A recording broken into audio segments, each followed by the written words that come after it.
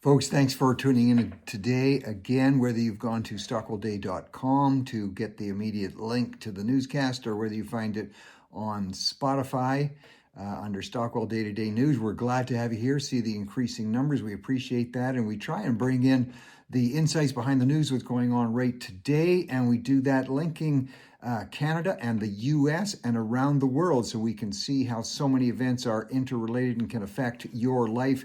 The discussion about the Iranian deal and is it going to be successful? Is it going to be good? This, of course, will be an ongoing debate. The Iranian president, Masoud Pezeshkian, has actually did the electronic signing at for the so-called Versailles signing with Trump, and now they're moving it forward. And of course, there's debate on both sides of is this successful or not. The markets are responding. By oil now has dropped to $74. This is the futures price of oil. That is showing confidence that the conflict is being resolved because the demand for oil, or the perception is that the availability and demand for oil will continue, the availability continue to go up, making oil more available, oil and liquid natural gas, which means the price will go down. So we'll see how that works, but it's at $74. It's been a long time since it's been that low. The concern has been, what about Iran still having the ability to finance its terror operations around the world? And of course, we know, we've talked about this before, for decades now, Iran has funneled billions of dollars into the Hezbollah terrorist group, which is in Lebanon, and Israel has been very aggressive about taking out those groups, taking out the military encampments of Hezbollah in Lebanon. Remember, this is not attacking the people of Lebanon or the government of Lebanon. It is going after the Iranian-supported terror groups, and Israel still has its troops in Lebanon, is still saying they are going to be going after them. So we'll see what happens with that. Now we see that a number of ships are moving again through the Strait of Hormuz. We'll see if that continues. So it seems to be some movement. Now there's also the discussion around the uranium product that is left after it was bombed out, after Iran's capability and possible ability to use nuclear. Remember, Iran, the government there, and this is a Shiite Muslim government, and their whole goal is driven by an apocalyptic view of the universe, in which they, they're waiting for the 12th Imam, so-called, to be a sort of prophetic figure and will incinerate Jews in Israel, will evaporate Israel, and then go after the great Satan, which is the United States. They have not changed any of that. They have agreed to a downblending, is what it's called, of approximately 900 pounds of uranium. This is the so-called uranium dust. It's very hard to get right now because it's been so thoroughly bombed. But they have agreed, apparently they will downgrade it so it's kept. There's this factor of 60%. They say once you enrich uranium to a point of 60% purity, it can then fairly rapidly be moved into the use of nuclear weapons, and they have agreed that they will downgrade that. The whole issue is going to be the monitoring and who can watch over it. There's been an interesting political shift because the Vice President of the United States, J.D. Vance, this is being seen as his deal. He negotiated it primarily. And the Secretary of State, Marco Rubio, who is still seen as possibly going to be running for president, and they think J.D. Vance is going to be running for president. And Rubio has kind of said in comments yesterday, almost like, hey, J.D., this is your baby, so let's see if it goes. Whether that means Rubio has doubts about it or not, we'll see. But he's clearly giving full ownership of the New Deal to J.D. Vance. We'll see what actually happens there. Well, Lindsay Cornick has written a column, and this is reflecting, I like to talk about when you apply certain principles, different cities, different states or provinces, different countries, can act as laboratories in terms of what kind of financial system they have. Do they have a socialist system? Do they have more of a free enterprising system, which values things like private property? And so just as we've talked about the city of New York, the city of Seattle is somewhat of a test case. They have a very socialist, self-declared socialist mayor, Katie Wilson. I sometimes marvel how these people get into office, but way back in 2020, they put in place something called Jumpstart, Seattle Jumpstart program, in which they significantly raised the cost of doing business, including taxes, on any business that has $7 million a year that is in business. $7 million a year for a business is not a lot of money. But Katie Wilson, the socialist mayor of Seattle, said that's just terrible that people are making that amount of money. So she hit them with these extra taxes. Well, right next door is the city to Seattle is the city of Bellevue. I've been there. Many of you have probably been there. And they took the opposite course. They, in fact, lowered their taxes. They do not have the same type of property tax. They do not have a surtax on businesses. It is more business friendly, which of course helps small business. So when you look and see what's happening, compare the two, since 2020, Seattle has lost over 30,000 jobs. Bellevue has increased their job percentages incredibly. The vacancy rate of commercial buildings in Seattle has shot up 32%. 32% vacancy rate. That means less businesses to tax, ironically. There's been an office devaluation in terms of overall office space evaluation, a drop of $10 billion. Now compare, this is the city right next door, Bellevue, Washington. Jobs have increased. There's been a 7% increase in valuation of properties. So property values have gone up because people are moving there. They have no social housing tax. They lowered their property tax. Folks, I've been saying this since before I was Minister of Finance for the province of Alberta. When you lower taxes, then you eventually get more revenue coming in because more people work harder, invest more, and move to your areas. And here's a classic case now. You can compare the two, Seattle versus Bellevue. Well, that's also, we're going to see that ongoing in the city of New York, which has gone completely socialist in terms of their mayor and their administration. And we saw after the Knicks, the New York Knicks did an amazing win of the NBA, and we saw many fans. We saw a very unfortunate massive destruction downtown New York, school buses of all things being lit on fire and smashed to pieces, buildings being raided, all kinds of terrible things happening. Well, the judge is starting, 93 people were arrested, and Judge Adam Levy there has started to say he's going to take a very firm look at this, not the usual approach of judges who kind of let it go aside. And he says the responsibility lies with parents, lies with schools for not speaking out against this, and lies with the government of New York for taking a soft approach to this type of crime. So he's hitting hard, and he says people are going to be going to jail on this. Let's see if that happens. Well, looking at trying to draw government into things, some of you may be familiar with Rosalia, an amazing singer. She's had a great album recently called Lux. And she's from Barcelona, but doing very well in the concert market around the world, nowhere near Taylor Swift's numbers. But in Toronto, the ticket sales, this is what's happening now at her concerts. Tickets get released, people go online to buy, and people buy up large amounts of the tickets and then resell them at large prices. People are increasingly wanting government to intervene, and I am saying, no, don't do that. The ticket companies themselves could do it. The concert, the people who run Rosalia's operation, they can have ways if they want to make it impossible to resell a ticket.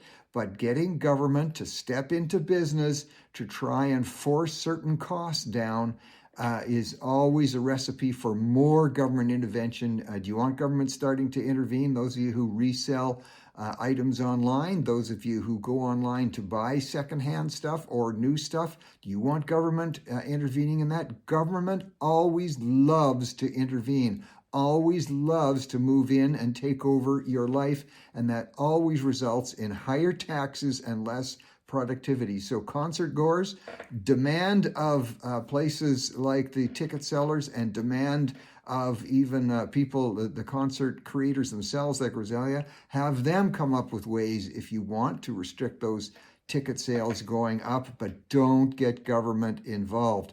The citizenship law in Canada, I remember I reported on this, we've reported on it a couple of times over the last few weeks, has drastically been changed. It used to be you could go back to one generation if you were living outside of Canada, but you go back one generation, prove your parents were born there, then you can get citizenship. And we talked about the law has been changed, and you can go back now for even up to 100 years if you've been out of the country, but you can prove that your parents lived there, that a parent lived there. You can claim citizenship in Canada, even if you're living out of the country and haven't been living there.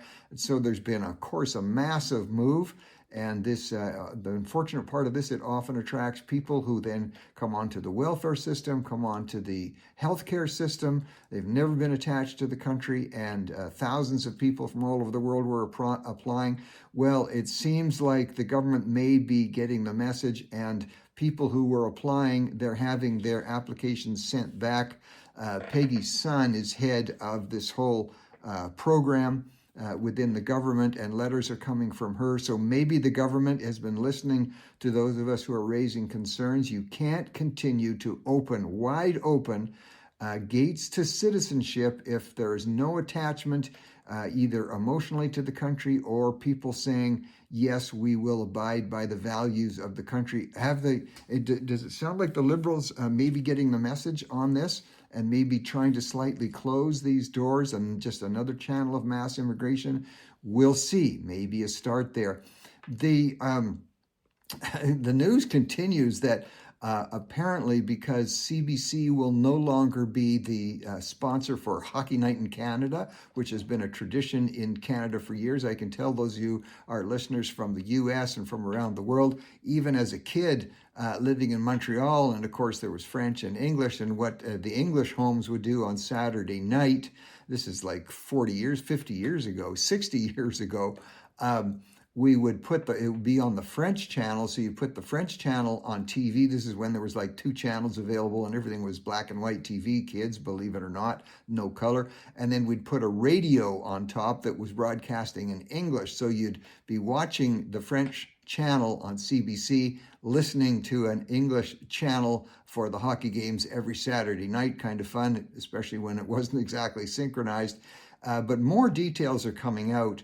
Rogers has purchased these rights from CBC, $11.2 billion over 12 years, and viewership has been going down for years now. It's at a 12-year low. This is while CBC still had it, down 70%. 70% of we're not a drop of 70% of viewers watching the CBC provided Hockey Night in Canada, and that's because more and more people have the ability to stream on different channels and different platforms. The use of Sportsnet and viewership there has doubled, while it's dropped 70%. This is for the hockey games. I'm talking about the hockey games. So, of course, CBC, strangely, but thankfully just making a business decision, they were getting far less viewers.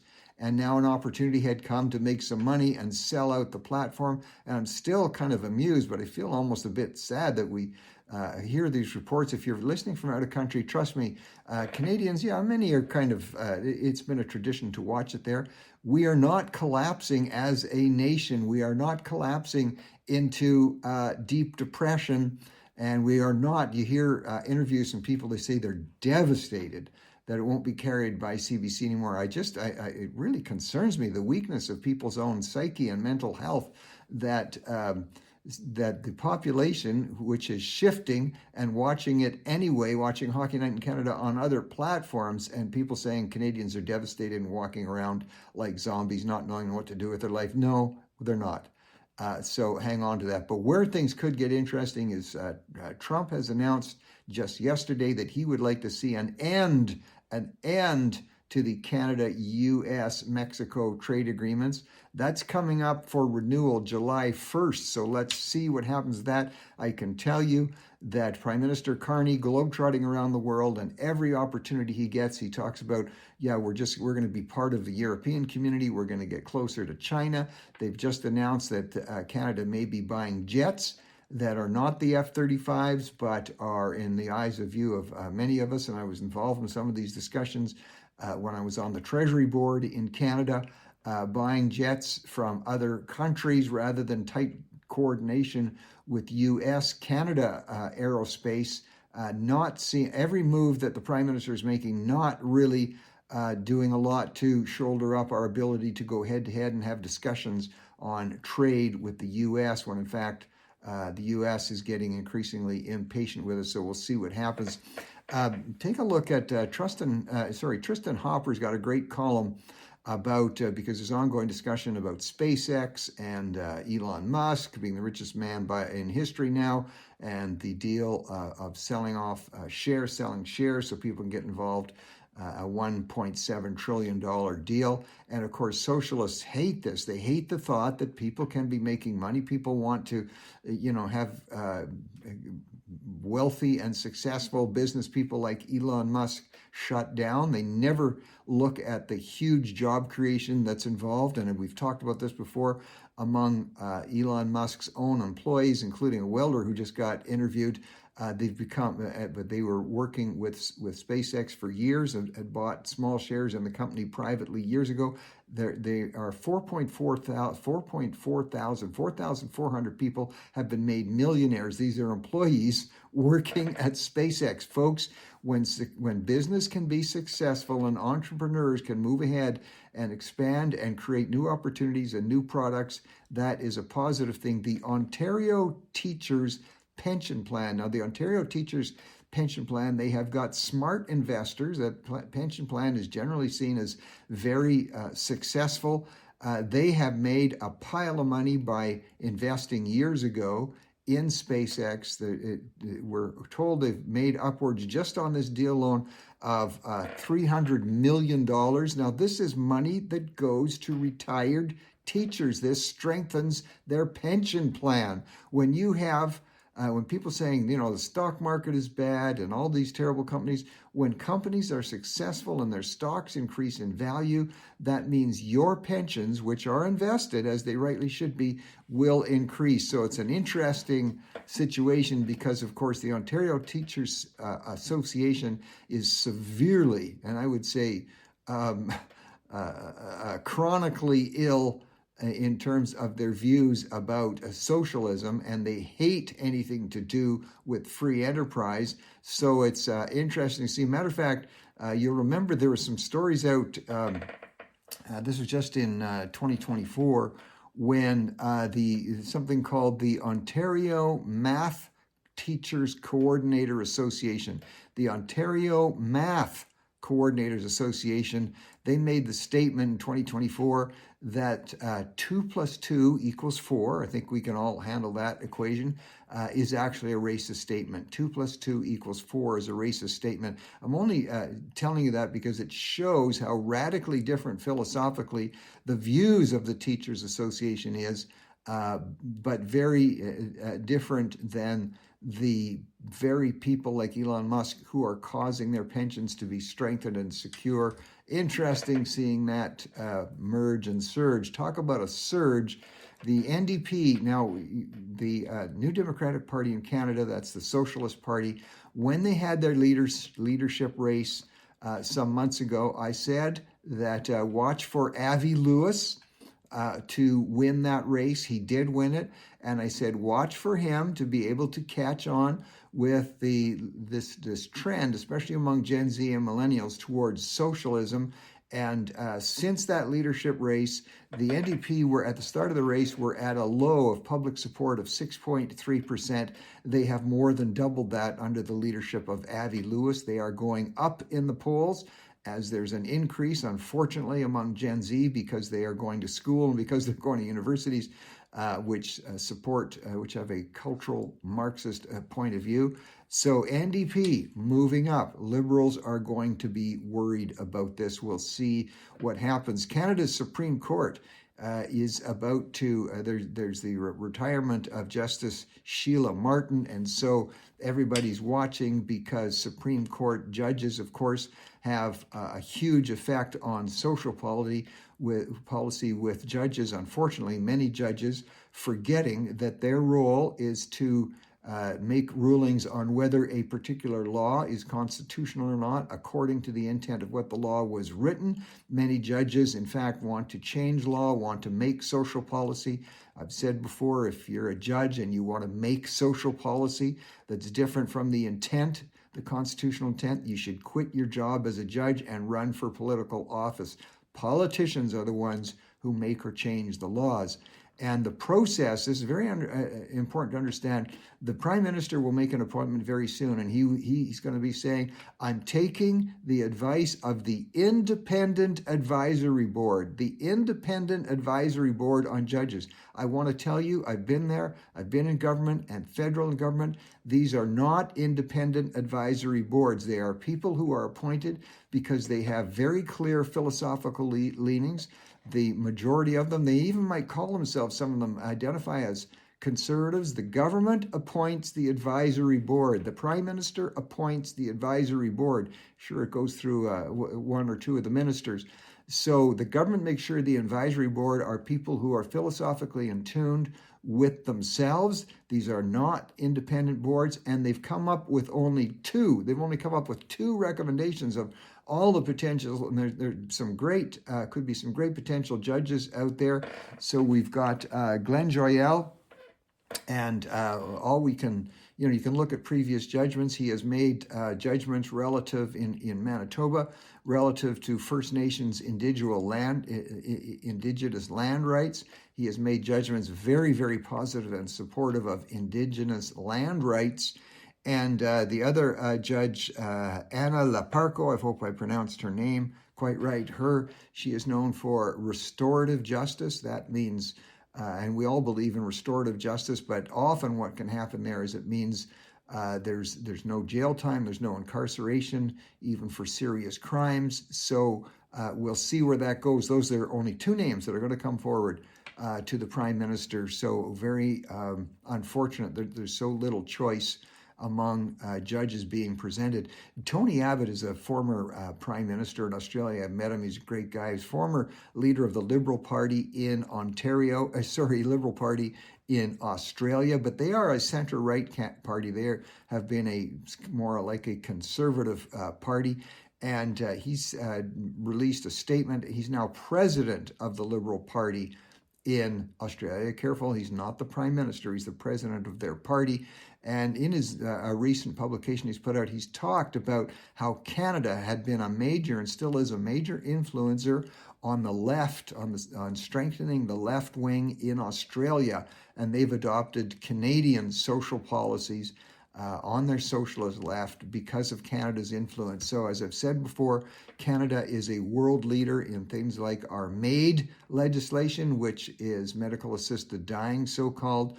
We're a leader on that. We euthanize more people percentage-wise than any other country in the world. The government has just passed Bill C-9, supposedly to combat hate, but in it is the ability for the government or for anybody to file a complaint against anybody if they don't like the religious scriptures they're using. So this is somebody from outside of Canada underlining what I've been saying, that if you like the fact that Canada has a huge influence on other socialist parties in the world, then keep voting Liberal and keep voting NDP. Well, in the New York Times, there's an interesting article because, as we know, there's a growing thing called swipe fatigue. This isn't swiping things from stores. This is swiping and scrolling, doom scrolling, which is one of the reasons I have this news broadcast for you, to help you limit your time on that if that's what you want to do.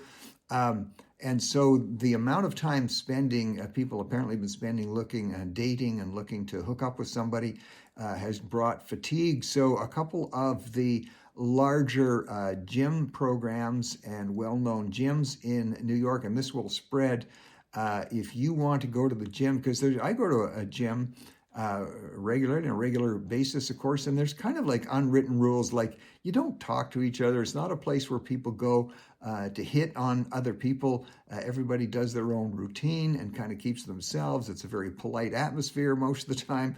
But now, if you want to go on, it's called the dating. It's kind of a dating service. It's called Surf, which makes sense. You can get a pink bracelet to wear. So when you go to the gym, you're wearing that pink bracelet. That's sending a signal, hey, I'm open to talk to people while I'm doing push-ups. So we'll see if that kind of thing catches on. In the Hollywood Reporter magazine, there's a real increase, Instagram increase. It's called Nixon maxing. Now, some of you won't even know who Richard Nixon was, but he was much reviled as a president of the United States, at least by the left.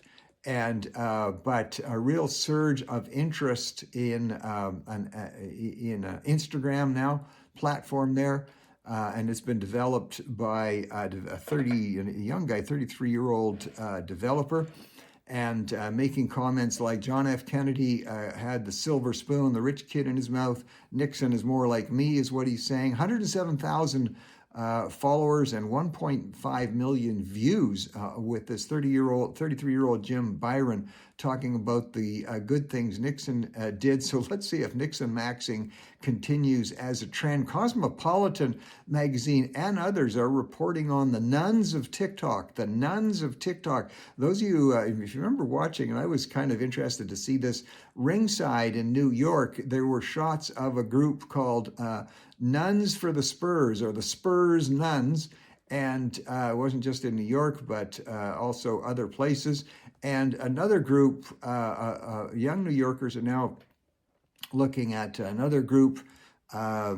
This one is called Dominican Sisters, has an open mic podcast, and that's already developing into a trend of young women, especially, who are looking for places to rent or stay, especially as they begin to plan to return to school, to university in New York, are really seeking out convent housing, looking at housing in facilities organized by the nuns. The young women are looking for this where they can feel safe, they won't feel harassed and hassled. And of course, nuns famously embracing things like frugality and chastity. So we'll see if that continues to develop. Very interesting there. And also Country Living magazine is reporting a huge increase, 50%, 57% increase. Country Living magazine, which as you know is quite traditional, goes back about 50 years, talks about everything from how you can make your own furniture and quilting and baking. And year to year, 57% increase, most of that coming from Gen Z and millennials who want to look at a return to smaller town living and more simplicity in life on the things that matter most. There you go, folks. Thanks for tuning in. Talk to you tomorrow.